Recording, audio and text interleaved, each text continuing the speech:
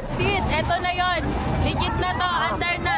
Tuloy-tuloy na to, guys. Ang masayang hiyawan sa peryahang ito sa Naik, Cavite. Napalitan kamakailan ng sigawan at takot. Nang ang isang bagon ng kanilang octopus ride. Kasi hindi nakalak mo.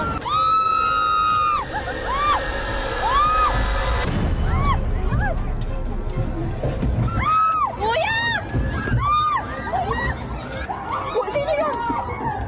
Kumalas.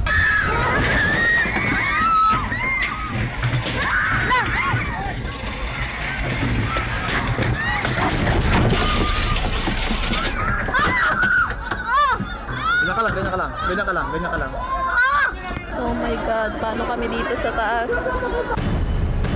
At bumagsak sa lupa. Aray! Kuya, bakit bilis? Ang sakit! Bilis lang! Sa kaliwat ka ng mga peryahan ngayong Kapaskuhan, paano nga ba masisiguro ang ating kaligtasan at hindi maging literal na one hell of a ride?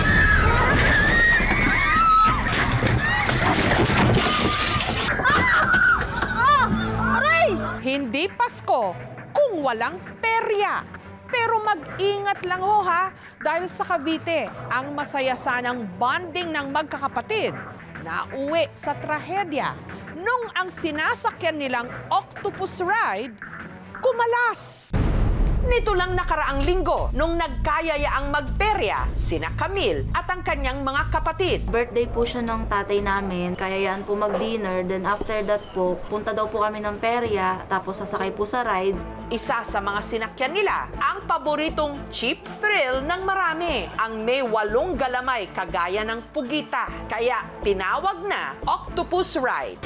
Si Camille at Ruth magkasama sa isang bagon, habang sina Jomer at Joanna naman ang sakay ng isa pa. Pero bago pa umandar ang ride, si Camille meron na raw napansin. Sabi ko po dun sa operator na nagsakay sa amin, "Kuya, bakit ganyan yung upuan namin? Parang tabingi." "Ganyan talaga yan, ma'am." Sumakay na po kami. Parang wala na sa akin yung takot ng isip ko. Ang inaisip ko yung pagtalsik eh. Di na rin po ako nakababa nun. Pero talagang gustong-gusto ko pong bumaba. Hanggang sa kalagitnaan, may narinig na silang tunog ng bakal na nanggaling sa umiikot na mga bagon. Malagutok. Kasi hindi nakalak mo. Parang may nagkakrak, parang may lumuluwag na parang bakal dun sa ilalim. Makailang ulit daw nila itong ipinaalam sa operator. Tuwing pag-ikot po namin, tuwing pong napunta po kami dun sa pwesto niya, sinasabi po namin na, "Kuya, may nalagutok." Habang sumisigaw din po kami, marami din po nagsisigawan na parang nag-e-enjoy po dun sa rides. Kaya po siguro hindi rin po kami narinig. Hanggang nangyari na nga ang kanilang kinatatakutan. Ang isa sa mga galamay ng Octopus Ride na nasa likod lang ni na Jomer at Joanna, tuluyan ng kumalas at bumagsak sa lupa.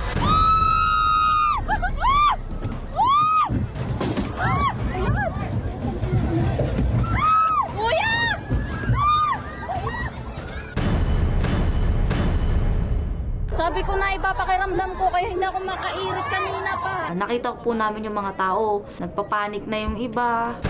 Pero nasan na ang sakay ng kumalas na bagon? Sa aksidenteng ito, sino ang may pananagutan?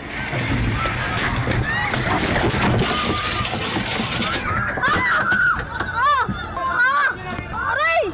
Pag-usapan po natin sa aming pagbabalik. Kuya, bakit bilis? Ang sakit!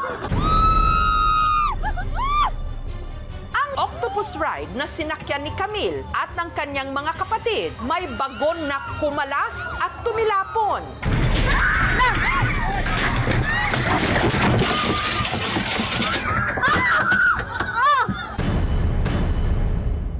Sa magkakapatid, ang pinakanapuruhan si Jomer na tumama ang ulo sa bagon. Yung kamay ko, naipit po. Then nagkaroon po ng sugat. Tapos po hanggang ngayon, masakit pa rin. Parang pakiramdam ko po ng time na yun, parang nagdudugo na po yung ulo ko.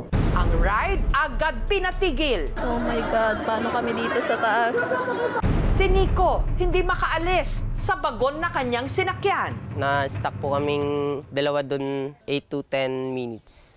Ang hita naman ng pinsan niyang si Chine na ipit ng bakal na railings o harang nung nadaganan sila ng bagon na nasa kanilang harap.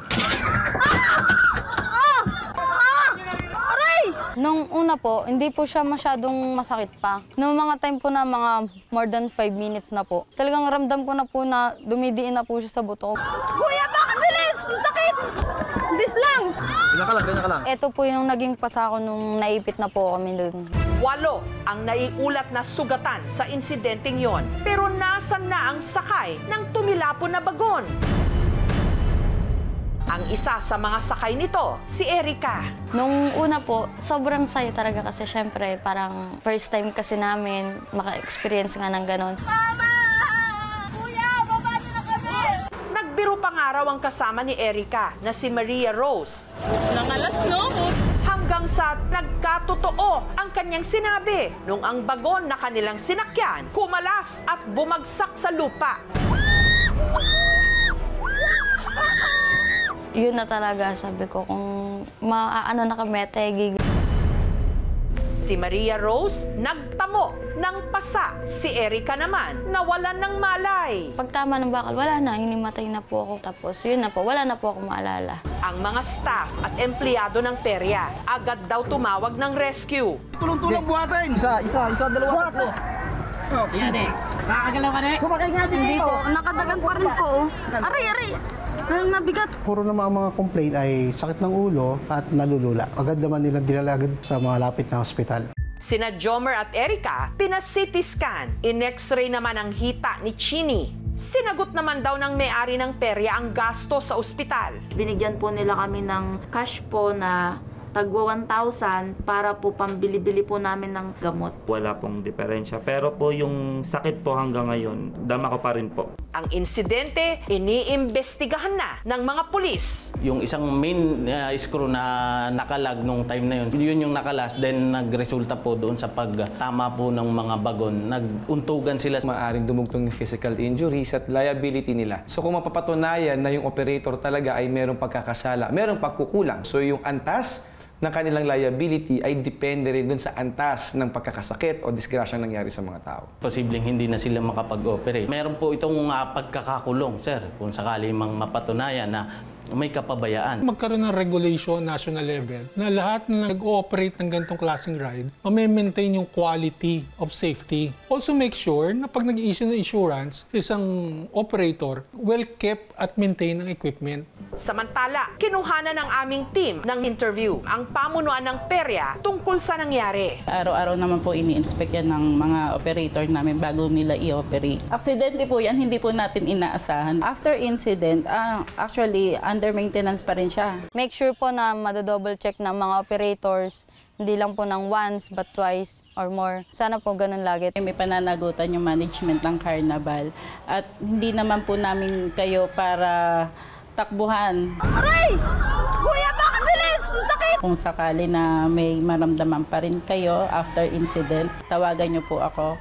Ngayong magpapasko, sana ang mga operator ng ride sa perya siguraduhing doble ligtas ang kanilang rides. Dahil kapag sumakay na rito ang mga tao, Nangalas, no? ang kanilang kaligtasan, kalimitan, wala na sa kanilang mga kamay, kundi nasa ganito ng mga galamay.